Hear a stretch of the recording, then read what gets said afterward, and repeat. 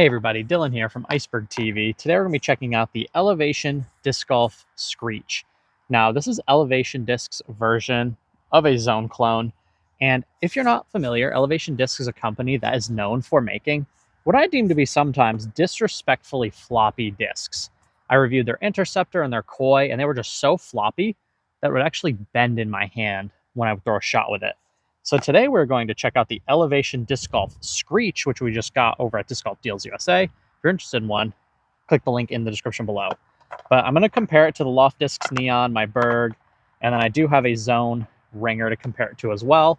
Super curious to see how all these are going to compare today. We'll do the Screech last. So this is my Berg.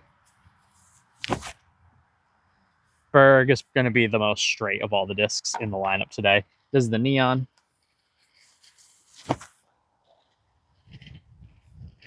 Bit more fade.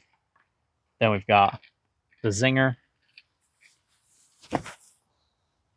Definitely more stable than the other first two discs. And we've got the Elevation Disc Screech here. Let's see if it flexes in the hand or if it comes out a little bit more clean than some of their previous molds. Oh, it flexed in the hand, but it's stable enough to fight its way out of it. But I will say, instead of landing and skipping like the Zone ringer did, it just landed and stopped, which can be pretty handy depending on where you play. I think it's safe to say that Elevation Disc Golf kind of specializes in utility discs. And when I use the word utility disc, it's like a disc that has one specific job and you only use it for that one job. I think when it comes to elevation discs, where they really shine or rise to the top in any category, which in my opinion, they really don't rise to the top of any category, but where they do rise to the top is if you have a basket on an elevated hill and you don't want it to roll away. That thing is going to land nice and soft and it's going to stop. My Berg rolls away sometimes, my Zinger rolls away, my Neon rolls away sometimes, but I'm 100% positive that Screech is never going to roll away. And so what we're going to do here today is throw some up shots. I usually don't use these baskets out here. We're going to use them today. We're going to throw all four discs. Let's see if the Screech can get us some nice close up shots. We'll go in the same order: Berg, Neon, Zinger, Screech. That's my bread and butter disc right there. I feel really confident putting that one close pretty much every time. Neon. I love how little that thing glides. One of the best upshot discs on the market, that Neon. Then we got the Zinger.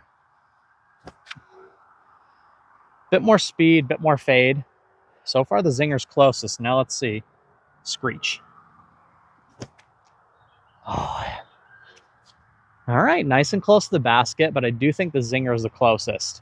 But I'm sure there's a couple of you guys that your home course has a ton of elevated baskets or baskets on elevated greens, and you want something that's never going to roll away.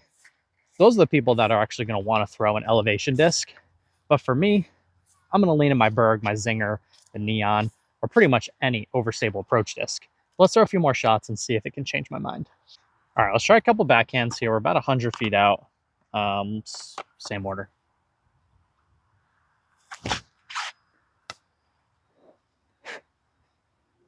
Nice glidey Berg shot, Neon. Threw it in.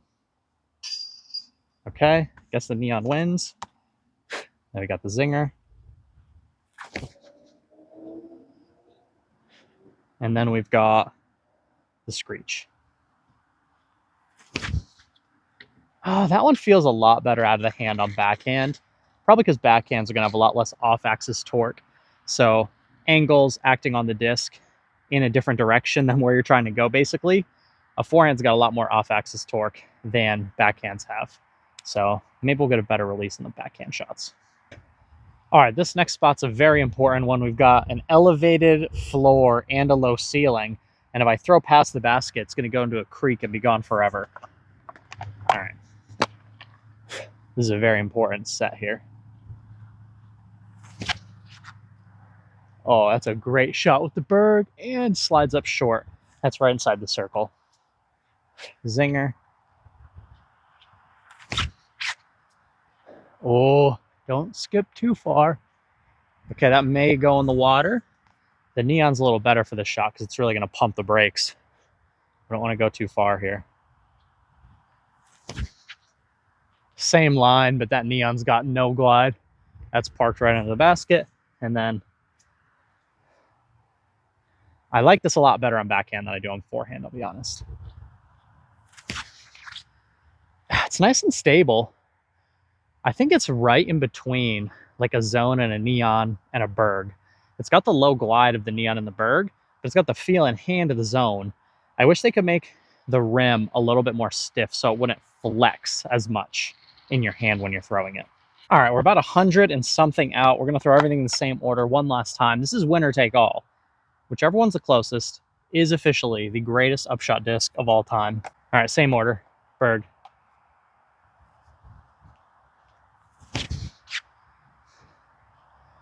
Oh, she's short. That's that classic Berg low glide right there. Neon. Oh, grip lock. Okay, it's getting interesting. Berg short, Neon far. It's going to come down to the zinger and the screech.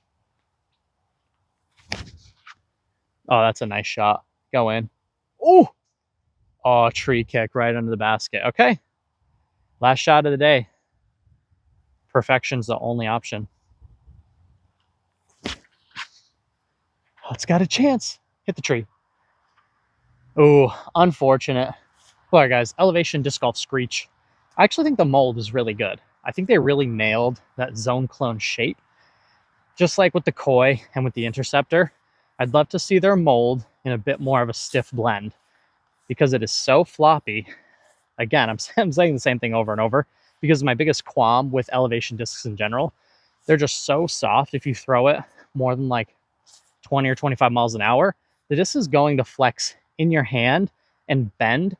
And that cannot be good for a consistent flight. When the disc is releasing out of your hand in the shape of a taco, I mean, I'm no aerodynamics expert, but I don't think that that's going to be a good and consistent thing for your game. But again, if you're someone that you're just the roll away master and no disc you throw doesn't roll away, then you should go get yourself one of these because it's not going to roll away because it is so soft and floppy. If it catches edge, it's just going to flop and plop down.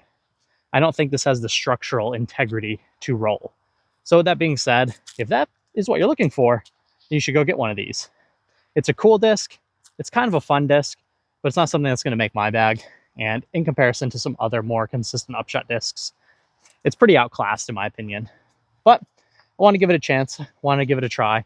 See how Elevation's formula, plastic type has changed over the years. Unfortunately, it hasn't changed much. I would like to see something a little more stiff, especially around the rim in the future. You can still have a disc with a really soft middle and get a similar effect, but I really like to see even more stiffness around the rim of the disc. But with all that being said, stay humble, live with gratitude. Happy holidays to you, enjoying the day with your families today. I'll see you guys in the next one, and take care.